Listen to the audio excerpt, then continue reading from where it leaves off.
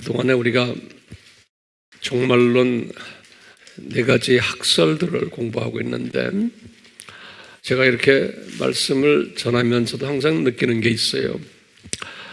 이 어려운 복잡한 이런 것을 제가 왜 가르치는가 하는 생각을 가끔 해요.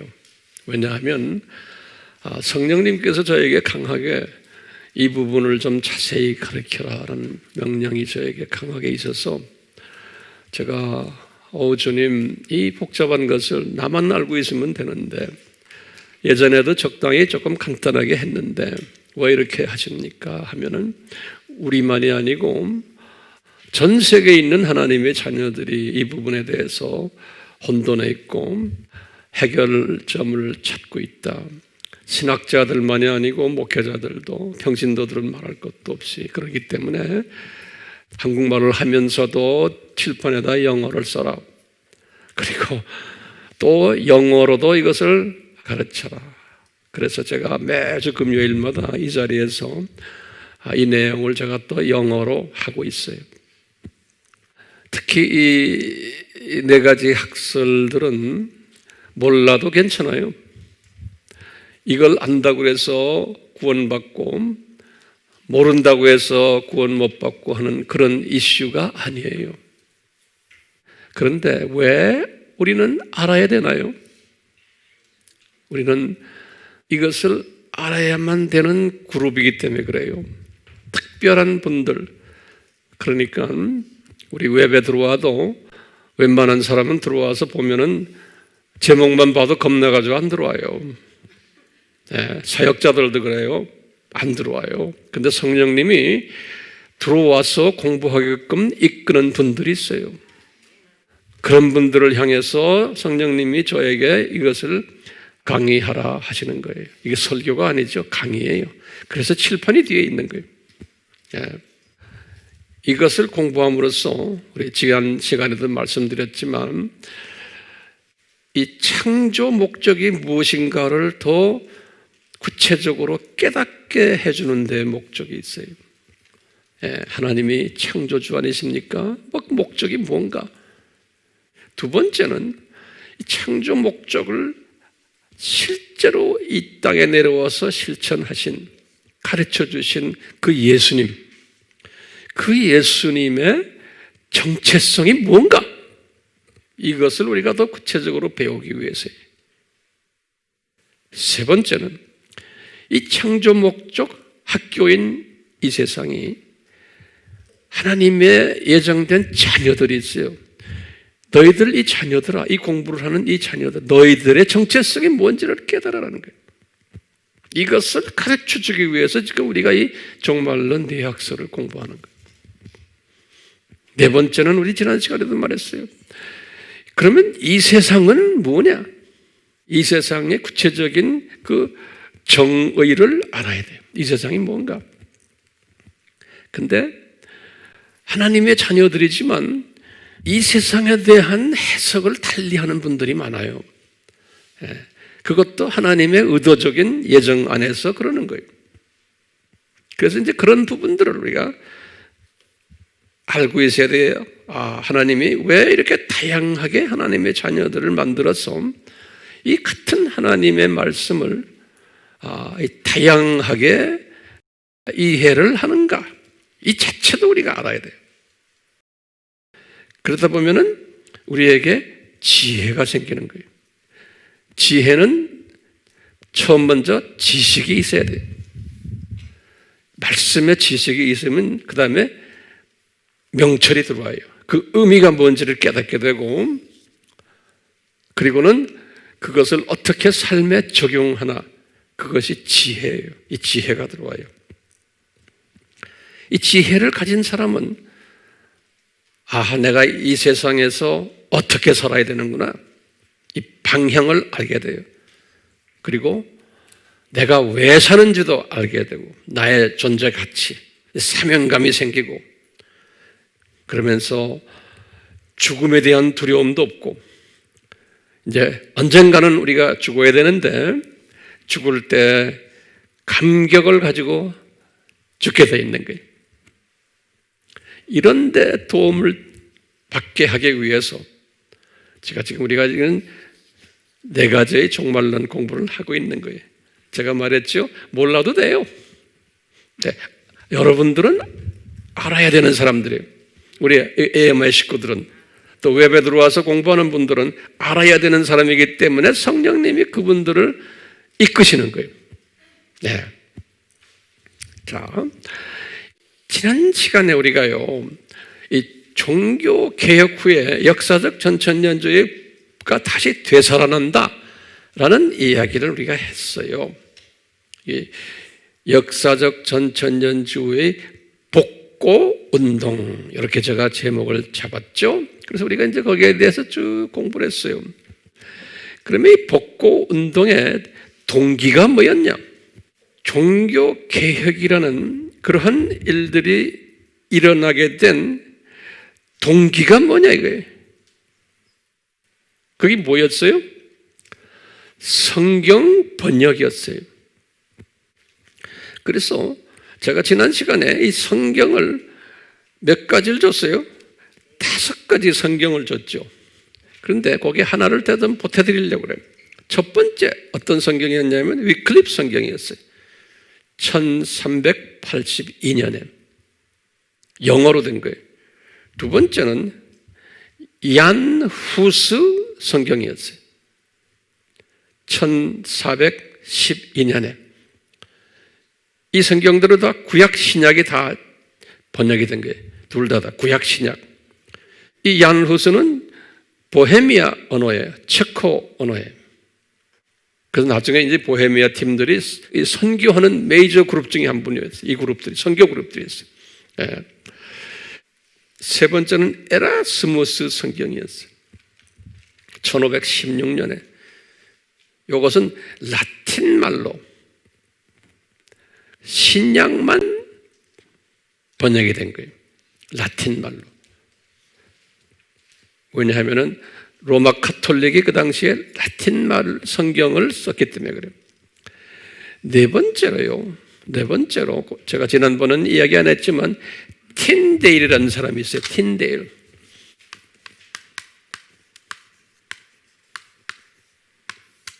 틴데일이라는 영국 사람인데요. 이 틴데일이 1534년에 이때 영어 성경으로 이 사람은 내가 지난번에 여러분들에게 말씀 안 한 이유가 뭐냐면 이분은 쪼가리 복음들을 이렇게 만들어서 전체를 하지 않고 창세기 또 다른 것 이렇게 일분씩만 그래서 이제 틴데일 성경이라고 있어요. 이 틴데일이 영어로 했어요. 영어로. 그래서 이제 영국계 사람들이 이제 눈을 더 뜨게 된 거죠. 이와 동시에 같은 해에 1534년에 소위 유명한 지난번 드린 루터 성경이 독일말로 된 거예요. 루터 성경이. 근데 이 당시에 다 깨어난 사람들이에요. 학자들이면서 깨어난 사람들이. 그러니까 어느 당시에나 이런 사람들이 필요한 거예요. 그리고는 그 루터가 5번째죠. 6번째로 그 유명한 킹 제임스 성경이 1611년에.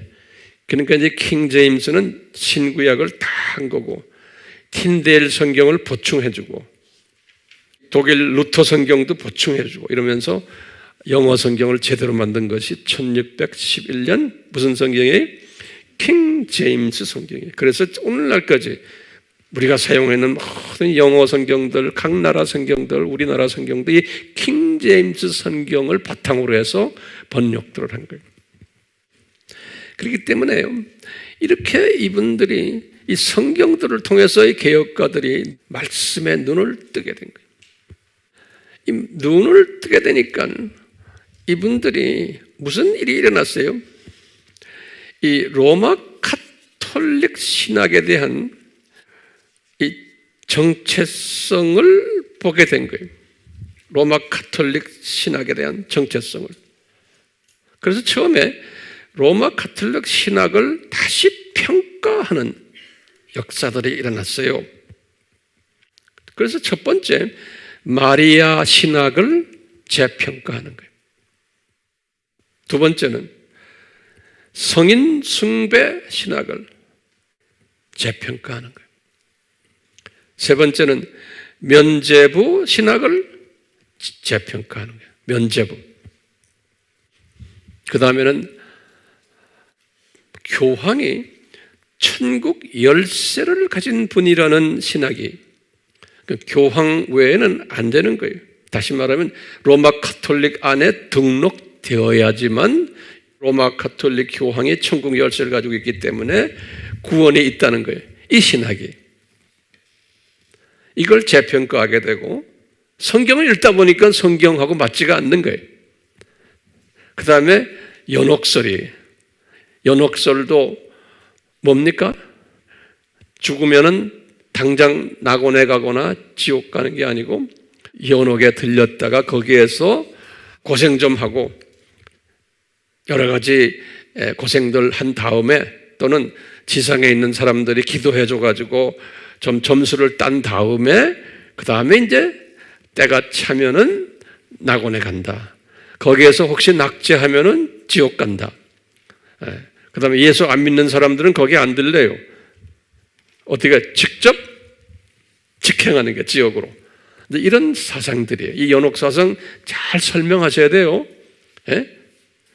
연옥사상 뭐예요? 예수 안 믿는 사람은 직접 연옥에 안 들려요. 그런데 예수를 믿는 사람 로마 가톨릭 교인들은 어떻게 해야 되느냐? 연옥에 들리는 거예요. 죽어서. 연옥에 들려가지고 죄를 씻는 곳이에요. 다시 말하면은 중간 지점에 가서 과거에 지은 죄들을 어떻게 씻느냐? 거기서 여러 가지 노동을 하고 고생을 하면서 지내는 거예요. 거기다가 또 그것만 가지고 안 되는 거예요.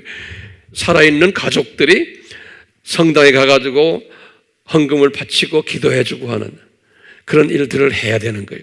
그래서 그것이 차면은 이제 낙원으로 옮겨진다라는 그러한 학설이. 그러니까 교회 입장에서는 아주 좋죠. 이런 재평가가 누구에 대한 재평가예요? 로마 가톨릭 신학에 대한 재평가를 이분들이 하기 시작한 거예요. 또 두 번째로는 어디에 대한 재평가를 시작했냐면 이분들이 가르치고 있는 성서에서 가르쳐주고 있는 그 로마 가톨릭 그 교황에 관한 문제점들을 이분들이 재평가하는 거예요. 어떻게 재평가하느냐면요. 로마 가톨릭에서는 베드로가 로마 가톨릭 교황의 파운더라는 거예요. 다시 말하면 베드로가 첫 교황이라는 거예요. 로마 가톨릭에. 그래서 지금의 교황은 그분의 후계자라는 거예요. 지금도 그렇게 가르치고 있어요. 그렇기 때문에 이런 말씀을 이분들이 재평가하기 시작을 하는 거예요. 두 번째로 뭘 재평가하냐면요. 이분들이 이 로마 가톨릭의 교황을 홀리 파더라고 그래요. 홀리 파더라고 부르거든요. 근데 우리 성서를 보니까 이 개혁자들이 성서에 보니까 홀리 파더는 하늘에 계신 아버지를 부를 때 홀리 파더라고 그러죠. 어떻게 사람을 부르면서 홀리 파더라고 그러느냐? 그거 아니다라는 거예요. 세 번째는요.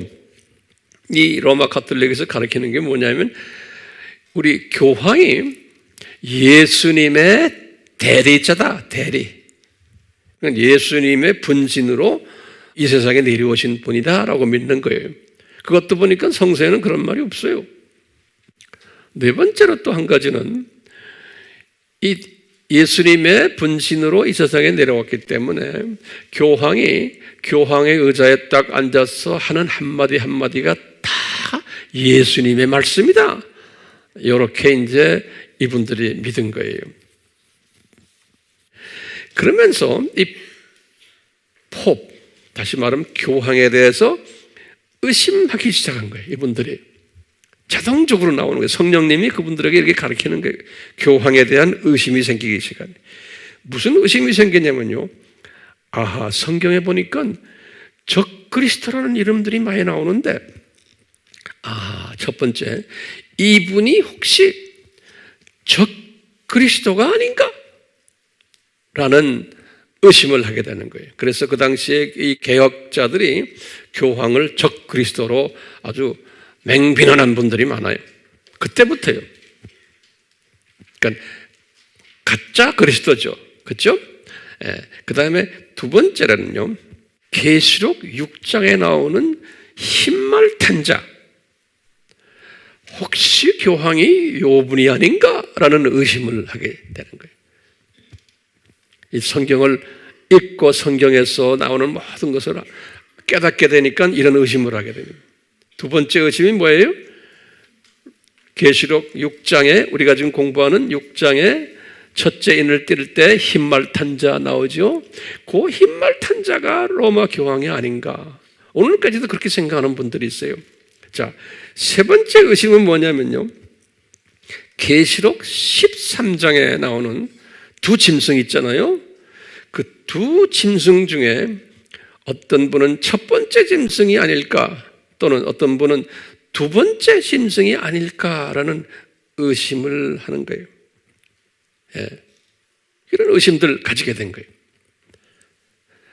네 번째로는 요한계시록 17장과 18장에 나오는 큰 성 바벨론 또는 큰 음녀, 이분이 아닌가라는 의심도 하는 거예요.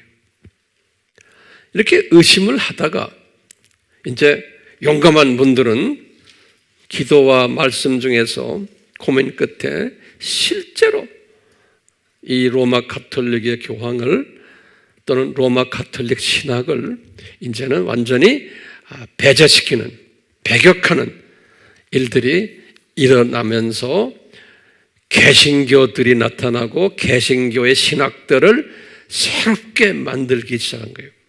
성경에 의해서. 그러니까 이제 개신교의 분들은 로마 가톨릭을 볼 때 비성서적인 교단이다 라고 용감하게 말할 수 있는 게 그래서 그런 거예요.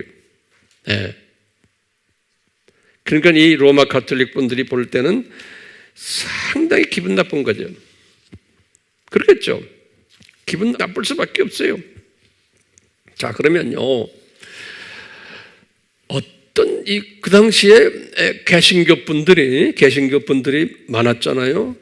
이분들이 이 성서를 보면서 이렇게 재평가를 할 수 있는 사람들은 소수였어요. 교회 다니는 분들이 다 그런 거 아니에요. 그러면요, 어떻게 소수가 이런 생각을 가지게 됐을까? 항상 소수예요. 그러면 우리가 지난 시간에 공부했어요. 이 사람들이 성경을 읽기만 한 사람들이 아니에요. 이 사람들이 성경을 듣기만 하는 사람들 아니에요. 설교를 듣기만 하는 사람들이 절대로 아니에요. 이 사람들은 개혁하는 사람들은요. 이 사람들이 성경을 쓰기도 하고 자기네가 깨달은 것을 줄도 치고 메모도 하고 그리고는 더 공부도 하고 의미를 더 깨닫고 그리고는 암기까지 하고 여러분들도 이 그룹에 들어오려면 이거 다 하셔야 돼요. 암기까지 하고 그걸 가지고 묵상을 하고 묵상을 해야지만 그 영의 양식이 내 속에 들어오잖아요. 묵상을 해야지만 내 속에 있는 쓴뿌리가 제거가 되는 거예요. 말씀을 듣기만 해서 되는 게 아니라 적기만 해서 되는 게 아니라 이 말씀을 내 속에 깊이 집어넣으려면 양날 달린 검이 들어와서 나의 쓴뿌리들을 제거해야지만 내가 그때부터 나의 생각이, 세계관이 바뀌어지는 거예요. 이 눈이 떠진다는 것은 세계관이 바뀌는 거예요. 세계관이. 그렇기 때문에 예수님이 복 있는 자가 심령이 가난한 자부터 시작해서 그렇게 하다 보면 어떤 사람이 돼? 심령이 깨끗한 자, 순수한 자가 되는 거예요. 마태복음 5장 8절에 그런 사람은 눈이 떠가지고 하늘나라 영계를 본다는 거예요. 하나님의 음성을 듣게 되고 마태복음 5장 8절에 이게 굉장히 중요하거든요. 그러니까 이 단계까지 이 개혁자들이 가준 거예요. 그건 하루아침에 그냥 개혁자가 된 게 아니에요. 그냥 말씀 좀 듣고 한 게 아니에요. 이런 과정을 주님이 은혜로 주신 거예요. 그러니까 이게 중요한 개념이요. 이분들이 잘나서가 아니에요. 은혜는 누굴 통해서 와요? 사도 바울이 항상 편지마다 하신 말씀이 있어요. 시작과 끝에다가 아버지 하나님과 예수 그리스도의 은혜가 너희들에게 있을지어다. 항상 그렇게 바울은 말했어요. 그렇기 때문에요, 바울이 에베소 교회나 빌립보 교회나 데살로니가 교회나 어느 교회나 교인들에게 너희들에게 뭐가 있어야 돼? 아버지 하나님으로부터 오는 은혜. 동시에 아버지 하나님이 은혜를 갖고 계시면 그 은혜를 예수님을 통해서 오는 거예요. 그래서 아버지 하나님과 and Jesus Christ. 그렇기 때문에 우리의 기도는 항상 주여 예수님, 아버지로부터 예수님을 통해서 나에게 은혜를 베풀어 주세요. 이 겸손한 마음이 있어요. 이게 하나님, 삼위 하나님의 법칙이에요. 이 은혜를 달라고 겸손하게 말하는 사람들에게 이 은혜를 주세요. 그래서 은혜라는 것은 뜻이 카리오스라고 해서 뭐냐면 free gift라는 소리예요. 무료 선물이라는 뜻이 은혜라는 말. 그래서 내가 누구한테 은혜 받았다고 그러죠? 무료로 도움 받았다는 소리예요. 은혜라는 단어가. 그러니까 이 무료 선물을 나에게 주십시오. 나에게 주십시오. 이것을 하는 사람에게 무료 선물은 말씀으로 충만하게 해주시고 성령님으로 충만하게 해주시는 거예요. 네. 그러면서 내 속에 옛 성품들을 제거시켜 주시는 거예요. 옛 성품들, 옛 가치관들을 제거시켜 주시면서 조금씩 한꺼번에 안 해주시죠. 이건 영어로 말하면 라이프타임에 죽을 때까지 조금씩 제거시켜 주면서 조금씩 내 눈이 밝아지는 거예요. 이게 한꺼번에 안 해줘요. 교만해져요. 그러면 사람이. 그렇기 때문에요, 저도 마찬가지. 저도 지금 이 진리를 젊었을 때부터 깨달아가지고 오면서 한꺼번에 안 주세요. 조금씩. 그러니까요, 오늘 내가 이렇게 드리는 메시지도 그 과정을 통해가지고 지금 요 나이 되니까 또 깨닫게 하시는 거예요. 10년 전에 제 메시지하고 지금하고 달라요? 달라야지만 돼요. 그렇죠? 여러분들도 마찬가지. 지금 잘하고 있는 거예요. 그러니까 지금 내가 좀 알았다고 해서 교만 떨면 안 돼요. 앞으로도 한참 가셔야 돼요. 이런 걸 경험하고 깨달은 이 황 목사는요, 이제 주변 사람들 보면 저 사람 아직 한참 더 가야겠구나 이런 생각이 자동적으로 들어와요. 그렇지만 좀 교만 떨다가 좀 또 부끄러움도 당하고 이런 경험 하셔야 돼요. 그거 안 하고 그냥 그런 게 없으면 그 더 교만해져요. 그러니까 실수가 항상 필요한 거예요.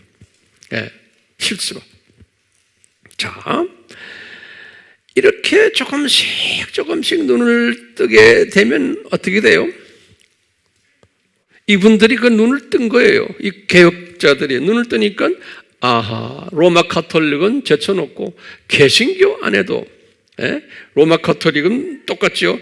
아직 눈이 감긴 사람이 유아들이 엄청 많구나 하는 것이 보이기 시작하는 거예요. 자기가 눈 떠서 이렇게 보니까. 그거 노트에 적어놓으세요. 보니까 교계 안에 로마 가톨릭이나 개신교 안에 눈이 감긴 유아들이 그러니까 태어나긴 하나님의 자녀로 태어났는데 눈이 감긴 하나님의 자녀들이 그러니까 유아 우리 어머니들 아기 낳아보면 눈 감기죠. 처음에 아기가. 눈은 있는데 눈은 있잖아요. 그런데 이게 감겨 있는 거예요. 그런 감겨 있는 사람들이 엄청나게 많다는 걸 이제 보게 된 거예요. 거기다가 어떤 사람들은 눈이 약간 떠졌는데 희미한 거예요. 하나님의 복음 말씀에 예수 그리스도에 대해서 성부 하나님에 대해서 성령님에 대해서 말씀의 모든 여기에 대해서 희미한 거예요. 희미하다는 말은 혼돈스럽게 보이는 거예요. 클리어하게 초점이 맞춰지지 않는 거예요. 예. 그러다 보니까 하나님의 자녀인데도 근시안이고 눈이, 어떤 분은 젊은 사람인데 녹내장이 있고, 또는 난시고, 영적인 의미예요.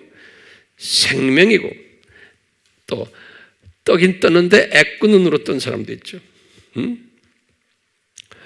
이런 것들을 이렇게 보면서 내가 이제 보는 거예요. 아, 이런 하나님의 자녀들이 있구나. 그런데 이 개혁자들은 어떻게 됐어요? 눈이 완전히 떠 있지는 않았지만 어느 정도 눈이 좀 밝게 떠진 사람들이에요. 이분들은 은혜로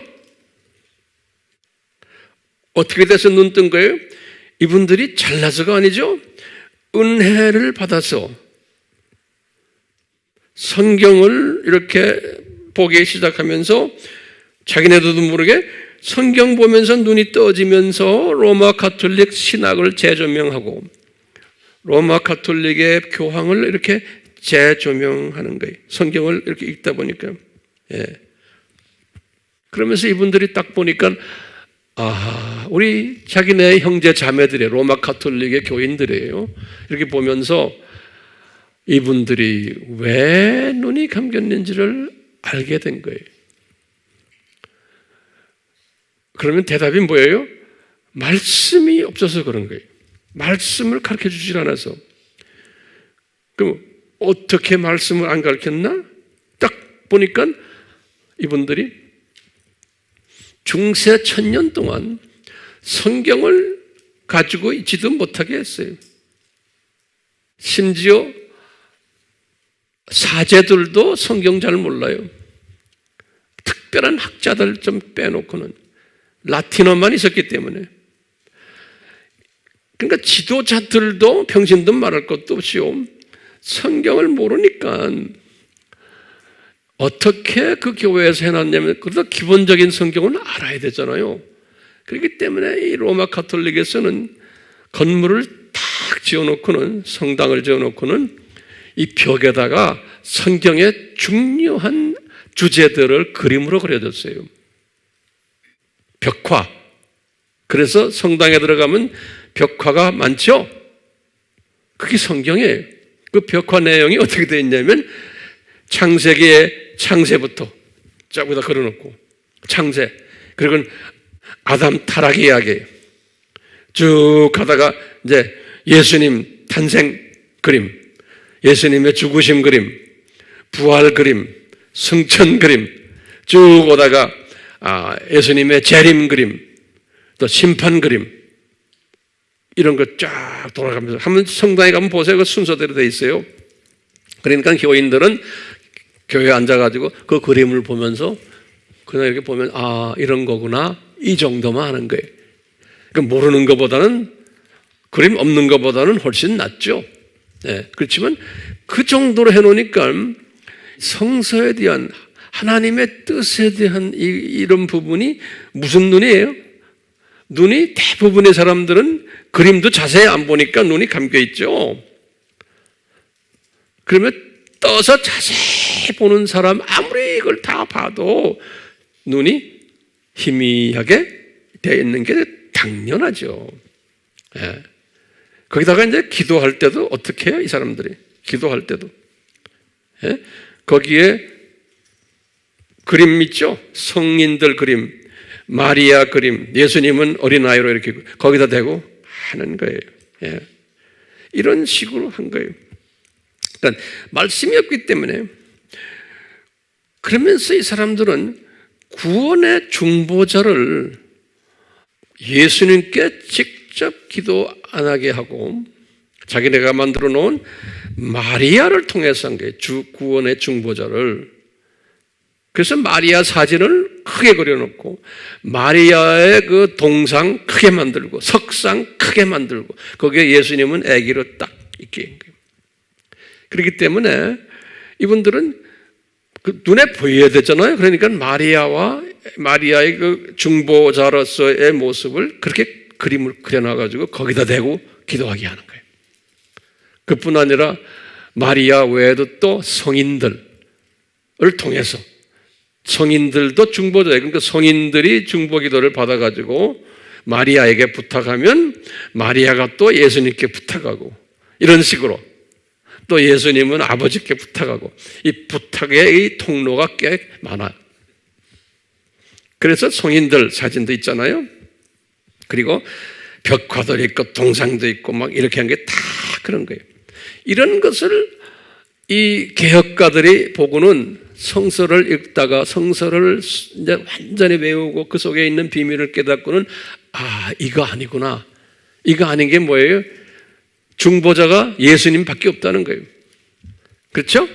그러니까 이런 것 이분들이 다 없애버린 거예요. 그래서 우리 개신교 교회들 오면 그런 것이 싹 없어진 거예요. 그거 필요 없다. 그러니까 로마 가톨릭이 얼마나 화가 났겠어요. 예. 싹 없어졌잖아요. 심하게 하는 사람들은 십자가까지 없애버린 거예요. 그것도 우상이다 그러고. 그러니까 이제 어떤 개념에서 없애냐면 그게 다 우상들이라는 우상들. 예. 예수님 한 분만이면 됐지 뭐 잡다한 우상들을 갖다 놓고 하느냐. 예. 그래서 이제 우상이니까 십계명의 아주 중요한 수집계명을 섬기지 못하는 그거를 뭐라고 그래요?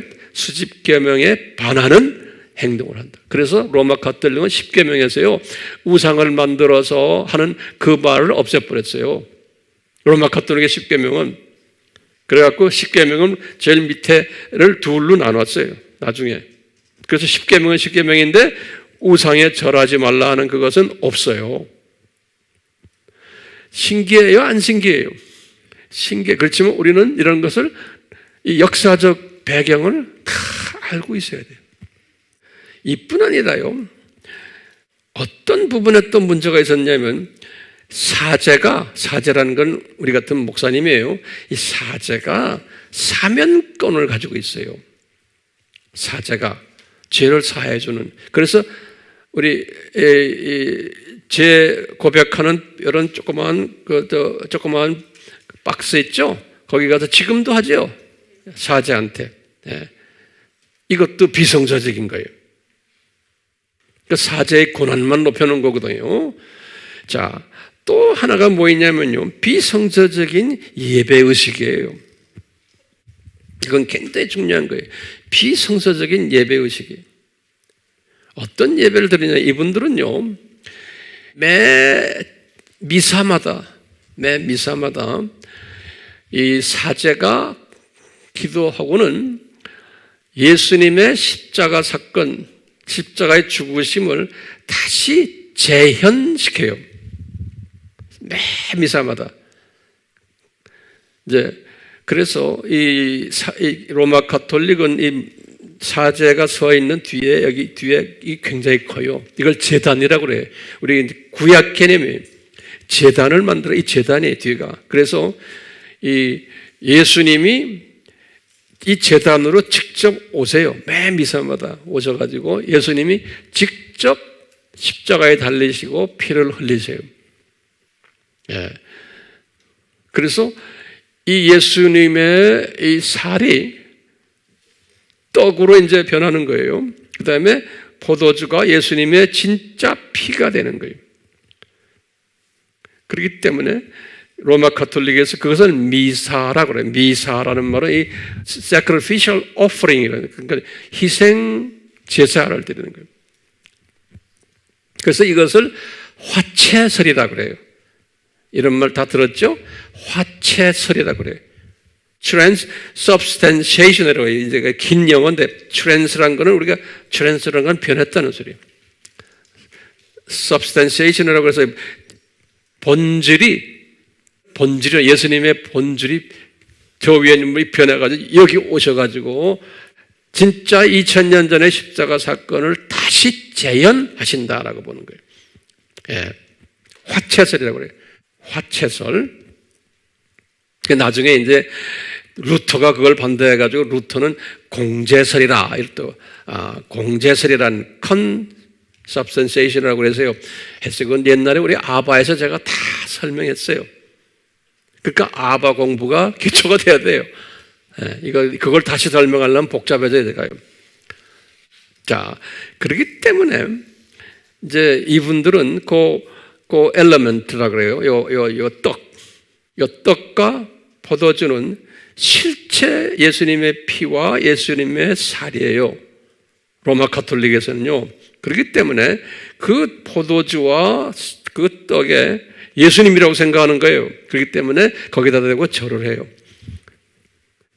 근데 이분들이 볼 때는, 이 루터나 이제 이분들이 볼 때는 우상에게, 그게 그냥 그게 떡이고 이게 그냥 포도주지. 예? 그래서 이제 칼빈 같은 사람이나 주인글리 같은 사람, 이거는 상징설이다. 또는 영적 임재설이다. 여러 가지 설을 만들었어요. 어쨌든 이런 것을 잘못 이제 됐다라고 본 거예요. 이 말씀을 깨달으니까 그런 거. 왜냐하면 성서에는 이런 로마 가톨릭의 화채설이 없는 거예요. 그게 없으니까 이분들이 고민하는 거예요. 이런 고민 가운데 이분들이 새로운 또 고민을 하나 가지게 된 게 하나님의 나라라는 또 고민이에요. 하나님의 나라. 로마 가톨릭에서는 지금부터 잘 들으세요. 간단하지만 제가 이게 중요한 개념들이기 때문에 그래요. 로마 가톨릭에서는 또 로마 가톨릭에서 나온 대부분의 개신교의 학자들이 또는 교단들이 하나님의 나라라는 개념을 로마 가톨릭에서 써왔던 하나님의 나라를 그대로 전수했어요. 처음에는 하나님의 나라라는 개념이 오리지널 무천년주의예요. 로마 가톨릭도 무천년이죠. 그 다음에 개혁한 그 사람들도 무천년이죠. 무천년주의에서의 좁은 의미의 하나님의 나라는 뭐였어요? 무천년주의에서? 요 기간이었죠. 이게 초림에서 first coming에서 second coming. 이게 하나님의 나라예요. 지금도 많은 그 무천년주의자들은 하나님의 나라란 뭐냐? 초림에서 재림 이 기간을 하나님의 나라로 보는 거예요. 이 기간을.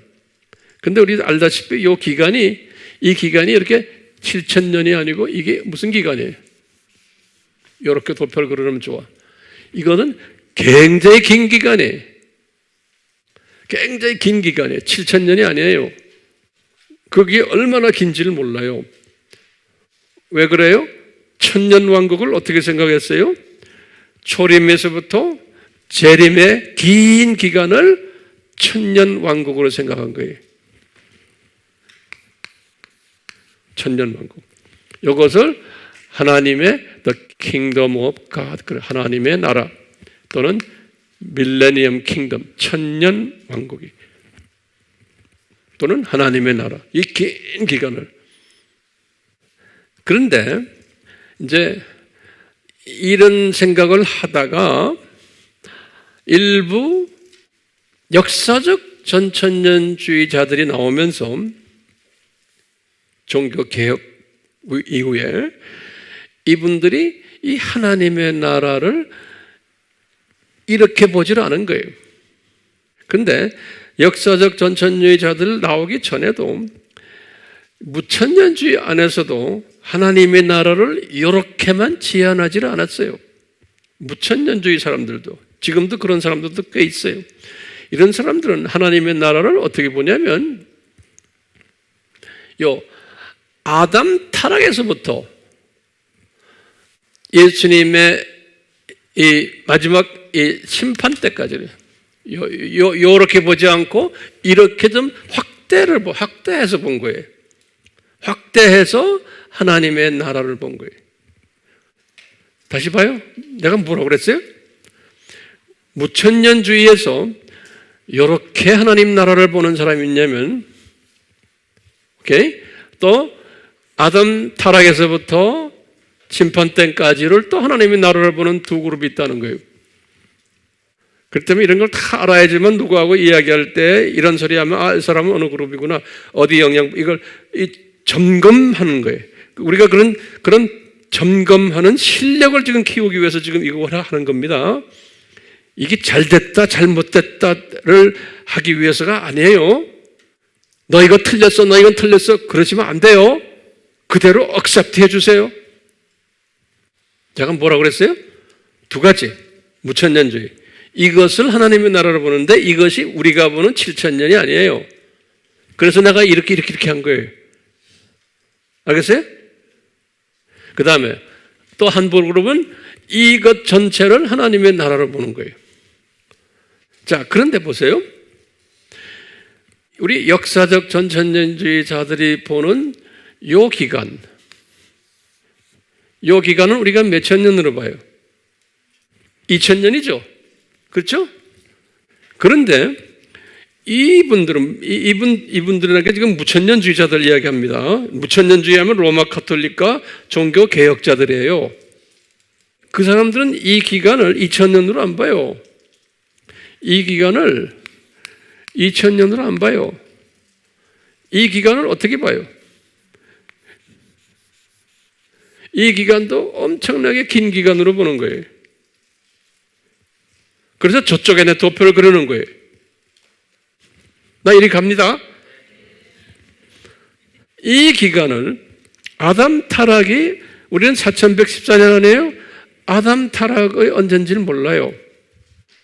에녹도 모르고 노아, 플라드 요것이 지금 창세기 여기 지금 아담 타락에서 노아까지가 창세기 5장이죠. 요 기간의 숫자들 있죠? 우리 숫자 공부했잖아요. 요 기간을 이 사람들은 뭐로 봐요? 이렇게 보는 거예요. 그러니까 그 숫자들이 실제 숫자가 아니다. 이것은 그냥 상징적인 숫자로 보는 거예요. 그 연대. 그러니까 요 기간을 어떻게 봐요? 굉장히 긴 기간으로 보는 거예요. 굉장히 긴 기간으로 보기 때문에 이것을 이 사람들은 비역사적 사건으로 보는 거예요. 또는 신비로 보는 거예요. 이것만 그렇게 보는 게 아니고 이 노아 홍수도 그렇게 보는 거예요. 이것도. 그러니까 노아 홍수도 역사적 사건으로 안 보는 거예요. 거기다가 홍수 이후에 아브라함까지도 여기 좀 바벨탑 사건 나오잖아요. 여기 홍수 이후에도 그것도 다 역사적 사건으로 안 보는 거예요. 딱 긴 기간들이에요. 긴 기간들. 다시 말하면 여기 지금 창세기 3장이죠, 여기. 그렇죠? 이 창세기 3장부터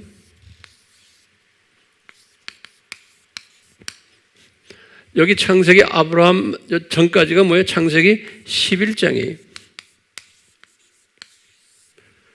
이 기간은 긴 시간이에요.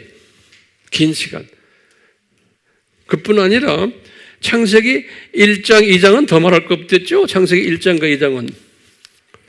이것도 긴 시간 아니에요? 그렇기 때문에 창세기 1장부터 11장까지 이야기는 이것은 우리 인간 역사 속에서 일어난 역사적 사건이라고 보질 않는 거예요. 그냥 오래전에 일어난 상징적인 사건이다. 실제적 사건이라고 보지를 않는 분들이 많아요. 소위 말하는 요새 자유주의 신학자들은 이것은 그냥 하나의 상징적으로 있은 것뿐이지 그건 실제가 아니다 보는 거예요. 그러면서 복음주의 무천년주의자들도 마찬가지로 지구의 나이를 얼마로 봐요? 45억 년으로 보는 거예요. 지구의 나이를. 누구의 영향을 받았다고 그랬어요? 다윈의 영향을 받아가지고. 이런 영향을 받은 사람들 지금도 꽤 많아요. 전 세계적으로. 우리나라도 꽤 있어요. 아직도요. 이런 가운데서 역사적 전천년주의들이 나타나기 시작한 거예요. 이 역사적 전천년주의들은 어떻게 지금 이 구조를 어떻게 해석을 해요? 지금 이렇게 해석하는 거예요. 이건 영원세계죠? 여기도 영원세계고 우리 공부하는 이것을 7,000년으로 보는 거예요. 이거를. 요 기간을.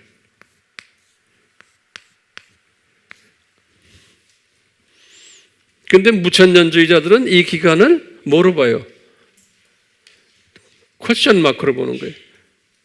실제로 이제 날짜가 계산되는 게 언제부터? 요때부터 계산되는 거예요. 아브라함부터. 다시 말하면 창세기 12장부터의 스토리. 이것이 역사적으로 일어난 사건이라 보는 거예요. 그러니까 엄청난 차이가 있어요, 생각이. 그러니까요, 이 로마 카톨릭이나 무천년주의자들은 하나님의 나라를 그렇게 보고 하나님의 나라를 어떻게 봐요? 요 부분만 보는 거예요. 요 부분만. 하나님의 나라 맥시멈으로. 그 다시 말하면 하나님의 나라 하면 이 세상에다가 자꾸 초점을 맞추는 거예요. 그래서 하나님의 나라를 넓히자. 우리 선교하자 그러면 뭐라고 그래? 하나님 나라를 확장하자. 그런 소리 많이 들었어요? 예. 하나님 나라에는 불쌍한 사람들도 많으니까 그 사람들 도와주자. 그러고 다 하나님 나라 하지만은 저 세상에다가 초점 맞추는 게 아니고 이 세상에다 초점 맞추는 거예요. 그러다 보니까 이 무천년주의자들 중에서 후천년주의로 변하면서 무천년주의자들의 대부분이 후천년주의로 변했죠. 산업혁명 이후에. 기억나시죠? 이 무천년주의자들이 후천년주의자들로 변하면서 이 하나님 나라를 이 세상으로 계속 연장한 거예요. 그러면서 이 하나님 나라를 우리가 낙원화시키자. 이게 진짜 하나님의 나라는 낙원이 돼야 되잖아요. 사람 살기 좋은 곳으로 만들자는 그 개념을 가지고선 뉴 월드 오더가 나온 거예요. 신세계 질서가 이 세상을 낙원화시키자. 이제 그 개념을 가지고서 이것을 시작했던 부분들이 두 짐승 그룹들인 거예요. 그러니까 하나님의 철저한 계획 속에서 이런 일들이 일어나고 있는 거예요. 우리 질문을 좀 던져봐요. 이 질문을 우리가 해결을 해야 돼. 자, 그럼 첫 번째 질문 딱 집어넣어요. 여러분들 가르칠 때도 이 질문을 적어갖고 질문을 던져주셔야 돼요. 배우는 사람한테. 첫 번째 질문이요. 왜 중세교회 시대에, 그러면 500에서부터 1500이에요. 중세교회 시대에 그 1000년 동안 하나님의 자녀들이 영적 소경도 있고 영적 유아도 있고 영적 어린아이들도 있게끔 하셨는가? 그래서 이분들이 그림을 보면서 복음을 깨달은 거예요. 안 그러면은 동상들 보면서 복음 깨닫고, 이것이 하나님의 철저한 디자인인 거예요. 우리 하나님은 전지하신 하나님이기 때문에 그래요. 철저한 디자인 속에서 이것을 진행하셨어요. 자, 그러면 다시 질문해요. 왜 이런 디자인을 하셨나? 왜 이런 디자인을 하셨나? 계속해서 우리가 왜요? 왜? 그러면 뭐라고 말하냐면요. 첫 번째요. 거기에 대한 대답이에요. 우리가 아까 네 가지 주제들 있지? 주제들. 첫째, 이 세상은 하나님이 창조 목적 학교예요. 창조 목적 학교이기 때문에 학교라는 시스템은 뭐냐면 교장이 있고 학생이 있어요. 그런데 또 뭐냐면 학교라는 것은 꼭 학급이 있어요. 학급. 유치원부터 시작을 해서 쭉 그 급수가 있어요. 학급이 있기 때문에 이것을 이 하나님의 이 말씀을 차근차근 서서히 순서대로 이거 가르쳐 줘야 돼요. 그러면 두 번째 개념이 뭐냐면요. 그러면 무엇을 가르쳐 줘야 됩니까? 순서대로. 그러면 아까 말한 네 가지 주제들이에요. 첫 번째는 창조 목적이 뭔가라는 주제. 이걸 가르쳐 줘야 돼요. 두 번째는 교장이신 예수님이 누군가? 이분의 정체성을 가르쳐줘요. 세 번째는 학생, 그 학생의 정체성이 무언가? 네 번째는 이 세상이 학교예요. 7000년 이 세상 창조 목적 학교가 뭔가? 요 네 개를 가르쳐 줘야 되는데 요것을 한꺼번에 다 못해요. 서서히 조금씩 학급이 올라갈 때마다 눈을 조금씩 더 뜨게 하는 거예요.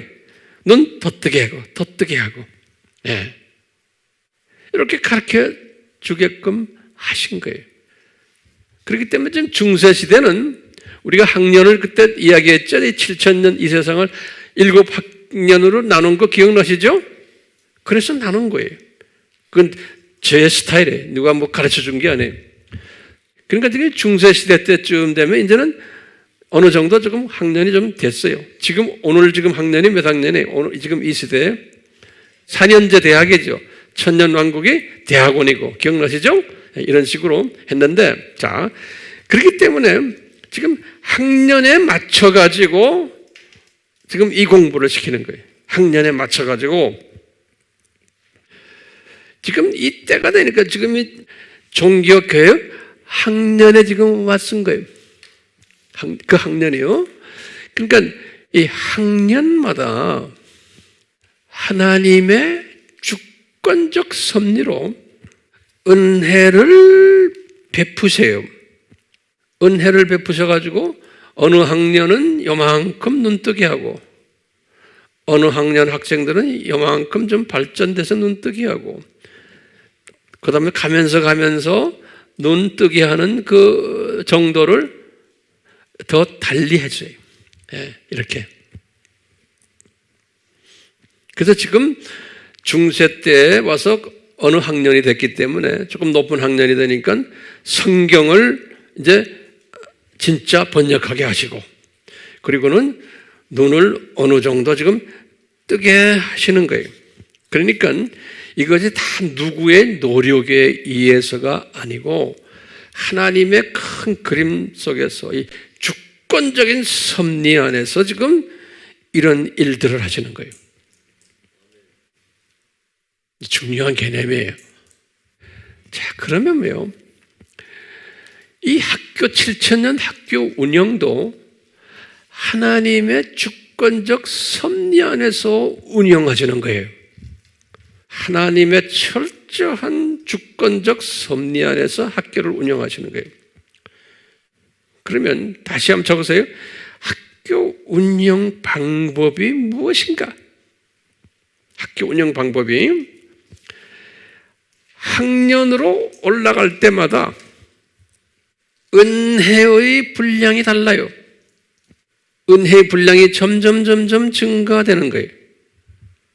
그 당시에 하나님의 자녀들에게 또 은사의 분량이 조금씩 증가되는 거예요. 학년 올라갈 때마다. 그 다음에 믿음의 분량도 조금씩 증가되는 거예요. 요건 바울의 아이디어예요. 로마서 12장 3절에서 8절에 이 세 부분을 이야기했어요. 이 바울이 깨달은 거예요. 그러면 무엇이 증가되는가? 무엇이 증가돼요? 말씀의 레벨이 증가되는 거예요. 성령님의 가르침이 증가되는, 성령님의 역사하심이 조금씩 분량에 따라서 증가되는 거예요. 말씀의 분량 요만큼 주고 성령님의 역사하심을 요만큼 주고, 그래서 말씀과 성령님이 이것을 때를 따라서 조금씩 증가시키는데, 은혜의 분량에 따라서 말씀을 요만큼 주고 은사의 분량에 따라서 말씀과 성령님을 요만큼 주고 이렇게 주는 거예요. 예. 그러면 이 증가될 때마다 어떤 일이 일어나요? 지식이 증가되는 거예요. 증가될 때마다 명철이 증가되는 거예요. 증가될 때마다 지혜가 증가되는 거예요. 그럴 때마다 영적 분별력이 증가되는 거예요. 이 말은 뭐냐면 영의 눈이 더 점점 더 밝아지는 거예요. 영의 눈이. 이 말을 영의 세계관이 변화되는 거예요. 더 성서적으로 가까이 변화되는 거예요. 종교 개혁이 그런 의미에서 그 전보다는 훨씬 더 증가된 상태의 사람들이었어요. 그렇기 때문에 학년마다 은혜의 분량이 다르고 은사의 분량이 다르고 믿음의 분량이 다른 거예요. 또요, 같은 학년에 있는데도 그 안에서 주어진 은혜와 은사와 믿음이 사람마다 다른 거예요. 같은 학년이 안에서도. 지금 오늘날은 제가 그때 학년을 말할 때 4년제 대학기라고 그랬어요. 오늘날이. 그래서 제 지금 계산으로는 예수님의 초림에서부터 재림까지의 기간이 그게 대학기로 제가 봤어요. 그 당시에. 자, 이 대학기 안에도 이게 같은 학생인데 다르죠? 그 안에도 다른 거예요. 또 그 안에도 레벨이 있는 거예요. 그리고 학생들도 레벨이 있는 거예요. 은혜와 은사와 믿음이 다른 거예요. 그렇기 때문에 오늘날 딱 보면은 지금 오늘날은 대학교 졸업반 시대. 오늘날 졸업반 시대인데도 또 서로가 다른 거예요. 그 안에도. 그렇기 때문에 오늘날에도 은혜와 은사와 믿음이 다른 하나님의 자녀들끼리 비빔밥으로 섞여서 살고 있다고 보면 되는 거예요. 뭐가 달라서요? 은혜가 다르고 은사가 다르고 믿음이 다른 하나님의 자녀들끼리. 그렇기 때문에 세계관이 다른 거예요. 예수 안에서 이 세상을 보는 시각이 다르고, 특히 종말론을 몇 가지 종말론을 봐요. 예수 안에 있는 분들은 세 가지 종말론을 다르게 보는 거예요. 예수 안에 있는 사람들, 후천년주의는 예수 밖에 있는 분들로 보시면 돼요. 그러니까 이 첫 세 가지 역사적 전천년주의, 또 무천년주의, 그 다음에 세대주의, 이분들은 다 예수 안에서 하나님의 자녀들이에요. 내가 볼 때 이 사람들이 같은 하나님의 자녀들인데 같은 성경을 보는데 종말론은 보는 시각이 다른 거예요. 이것이 달라야 되는 거예요. 다 똑같으면 안 돼요. 달라야지만 거기에 맞춰서 내가 내 성품이나 나의 그 능력에 맞춰서 내가 보기 때 아주 내가 편한 것이 있어요. 그냥 편한 대로 그냥 잡으면 되는 거예요. 그걸 가지고 기다 아니다 서로 다투면 돼요, 안 돼요? 안 되는 거예요. 이 신비를 아는 사람은, 이것을 아는 사람은 절대로 다투지 않아요. 그렇기 때문에 제가 항상 이런 말 하죠. 예전에도 내가 몇 시간마다 이야기하는데, 우리가 7가지의 깨달음이 있어야 돼요. 항상 지금 우리가 이제 이 주님을 섬기면서, 특히 이 종말론을 지금 섬기면서, 같은 하나님의 자녀들인데 이 세 가지의 다른 것이 있다는 것을 인정하고 또 있어야만 된다는 것을 깨달아야 돼요. 그러면서 내가 7가지를 말씀해 줬어요. 다시 봐요. 첫 번째, 우리가 섬기는 하나님은 나처럼 이렇게 좁은 존재가 아니에요. 하나님은 위대하신 분이에요. Great, 크시고 위대하시고 큰 그릇이고 다양한 속성을 가지고 계신 분이세요. 그게 하나님의 정체성이에요. 이것을 항상 우리가 알고 고백해야 되고 묵상하셔야 돼요. 예수 안에서 다른 사람들을 보면서. 두 번째는요, 나를 보는 거예요. 나는, 우리 피조물들은, 학생들은, 하나님의 자녀들은 한계를 가진 나약한 적은 그릇. 또한 그 다음에 중요한 개념이 있어요. 문화의 환경의 지배를 받는 존재임을. 문화와 환경의 지배를 받는 존재들이에요. 어느 선생님이 나에게 이걸 가르쳤으면 그걸로 그냥 고정시키는 그러한 존재들이에요. 세 번째는요, 하나님의 자녀들은 아까도 말했지만 때를 따라서, 시대를 따라서 은혜와 은사와 믿음의 분량을 거기에 맞춰서 달리 주신다는 것을 깨달아야 되는 거예요. 그러니까 500년 전에 칼빈이 뭐라 그랬으니까 그 칼빈 당시의 문화 속에서 그 지적 한계 속에서 한 거예요. 그러니까 오늘날도 칼빈이 어쨌다, 누가 어쨌다, 그걸 그대로 통째로 적용하려고 그러면 안 되는 거예요. 하나님의 이 크심을 모르는 거예요. 그래서 참고는 하지만 그 사람 말이 최고다 하고 하면 그건 꽉 막힌 사람이에요. 하나님의 크심을 모르는 거예요. 이 다양성을 모르는 거예요.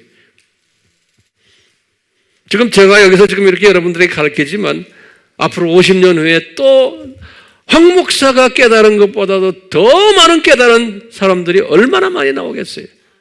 50년까지 이 세상이 갈지 안 갈지는 난 모르겠지만 1년 후에 2년 후에도 지금 이 말씀을 듣는 분 중에서 또 이것을 잡아가지고 더 엄청난 아이디어를 주님이 주신다고요. 저는 하나의 그냥 과정이에요, 과정. 그러니까 황 목사님이 이러니까 이래야 된다가 아니에요. 참고만 하셔요, 참고만. 네 번째는 내가 아는 것만이 정답이 아니다. 이 네 번째. 그러니까 내가 가지고 있는 종말론 학설, 역사적 전천년주의만이 정답이 아니다라는 거 우리가 인정해야 돼. 거기에도 장점이 있고 단점이 있어요. 다섯 번째는 뭐예요? 예수 안에 다른 학설들도 그 안에도 정답이 있다는 것을 인정하셔야 돼요. 여섯 번째, 예수 안에서 이 세 가지 종말론을 서로 이야기하는 분들, 그걸 수용하는 분들은 모두가 다 하나님의 자녀들이라는 것을 인정하셔야 돼요. 그뿐 아니라 일곱 번째는 우리는 곧 이 세상을 떠날 텐데 저 세상에 올라가서 우리는 영원히 같이 삼위 하나님을 섬기며 영원히 창조 목적 파트너 일을 같이 할 것을 비전으로 보고 깨달아야 돼. 그 나와 조금 좀 차이가 있다고 그래서 막 그냥 까장까장하는 사람들 불쌍히 여기셔야 돼요. 내가 말하는 건 예수님 안에서요. 눈이 커질 수 있어요, 없어요? 예. 그렇기 때문에 우리가 한 가지 꼭 잊지 말아야 될 거 하나 있어요. 거기다 제목을 적어 놓으세요. 잊지 말아야 될 것 한 가지가 있어요. 그게 뭐냐면요, 여러분들 다 아는 거예요. 우리는 이 세상 나그네다. 다시 말하면 우리는 이 세상 학생이다. 그리고 우리가 하나님의 때가 되면 여기에서 떠나야 되는 존재다는 거예요. 아멘이요? 이거 깨달으셔야 돼요. 나이 젊은 사람들은 아직도 깨닫지 못할 때가 있어요. 근데 한 70 정도가 되면 그때부터 이것을 깨달아야 되는데 70이 돼도 80이 돼도 못 깨닫는 바보 같은 사람 엄청나게 많아요. 내 주변에 보니까. 그러니까 젊었을 때 이걸 깨달으세요. 네. 두 번째로 깨달은 게 뭐냐면요, 예수님 안에서 우리의 성품과 성향에 맞춰서 이 세 가지 종말론 중 하나를 택하도록 성령님이 디자인하셨다. 이거 깨달아야 돼. 그렇기 때문에 우리는 이 세 가지 확설이 공존하도록 디자인하신 이분, 이것이 하나님의 뜻이구나. 달라야 되는구나. 이것을 깨달아야 돼요. 깨닫는 것만이 아니에요. 이것을 우리는 인정해야 돼요.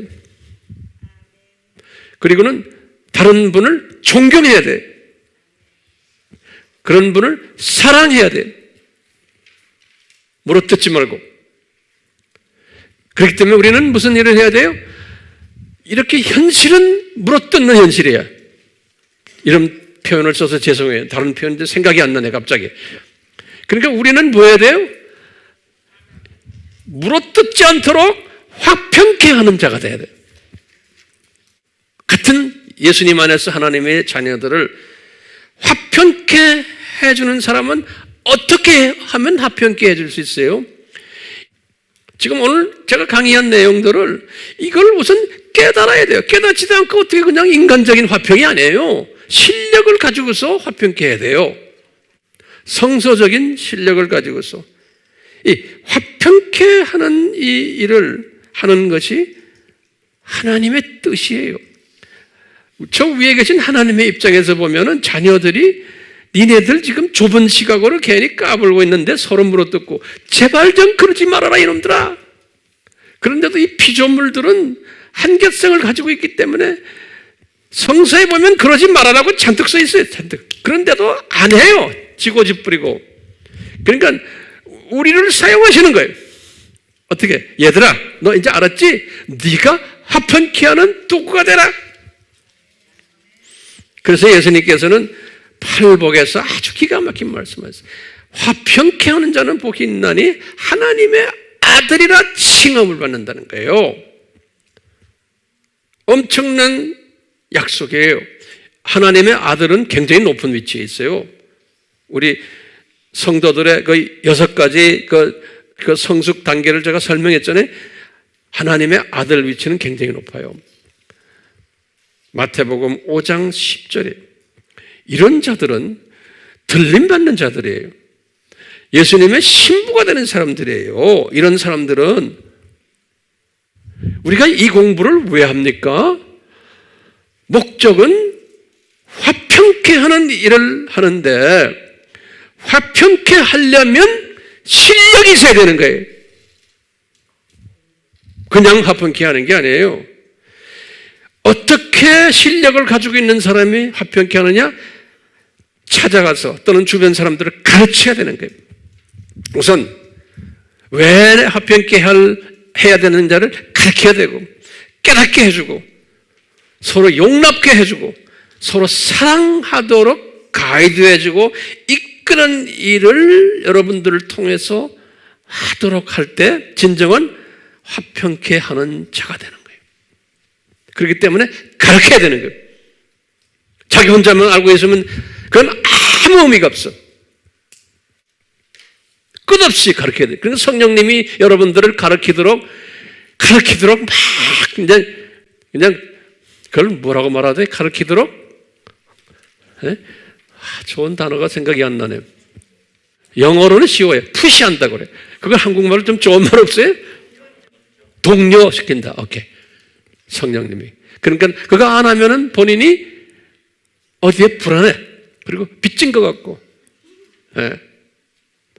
그러니까 우리는요, 어떤 분들은, 그걸 못하는 분들은 그냥 디지털로 얘들아, 웹에 들어가서 이거 공부해. 왜 안 하니? 또 물어보고. 또 며칠 있다가 들어갔니? 계속 하는 거야. 여기다 보내면서. 그걸 보내지만 말고.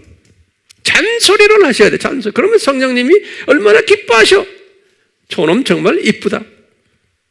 에?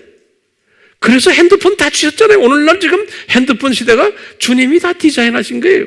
이제 쉽게 복음을 전하라고. 모든 사람이 다 끼고 있잖아요. 그거 끼고 자잖아요, 모두. 그걸 사용하시라고.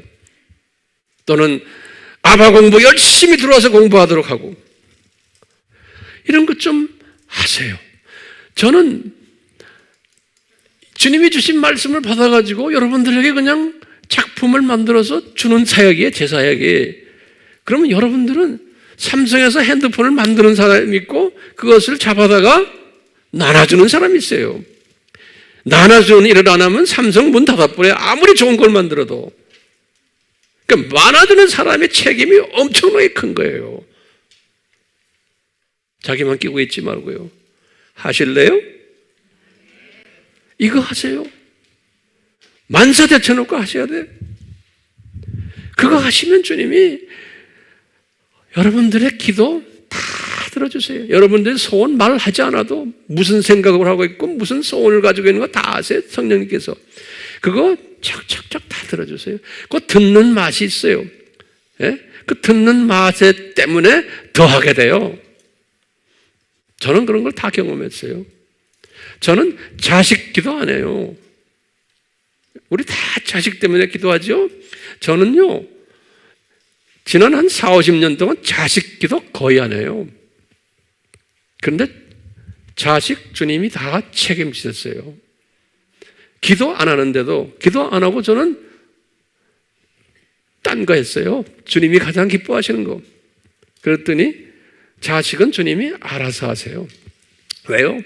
자식이 잘 돼야지만 황 목사가 복음을 열심히 전할 수 있잖아요. 미안합니다. 자식 새끼들이 속을 썩이면 제가 어떻게 목회를 하고 복음을 전합니까? 그 신경 쓰여서. 그러니까 주님이 알아서 하세요. 여러분들도 복음을 전해보세요. 주님이 원하시는 사역자가 되어보세요. 모든 여러분들의 마음을 뺏어가는 것들은 주님이 다 책임지세요. 그래서 너희들은 먼저 그 나라와 그 의를 구하라. 먼저. 그러면은 나머지는 다 내가 알아서 할게. 그러셨잖아요. 제자들에게. 한번 해봅시다. 아멘? 예, 해봅시다. 주님, 지금 저희들이 지금 전한 이 말씀, 이것이 그냥 하나의 지나가는 말씀으로만 남지 않게 해주시고, 이 말씀이 우리의 삶을 지배하는 파워풀한 말씀이 되도록 은혜 베풀어 주시옵소서. 예수님의 이름으로 기도드리옵나이다. 아멘. 지금 예수 그리스도 그분의 은혜와 이분을 보내신 하나님 아버지의 극진하신 사랑하심과 성령님의 깨닫게 하심과 우리가 이렇게 고백해 하심과 힘을 주셔서 동기를 주셔서 이 복음을 나가서 열심히 전하게 하는 그 성령님의 역사하심이 우리 한 분 한 분에게 항상 있기를 축원하옵나이다. 아멘.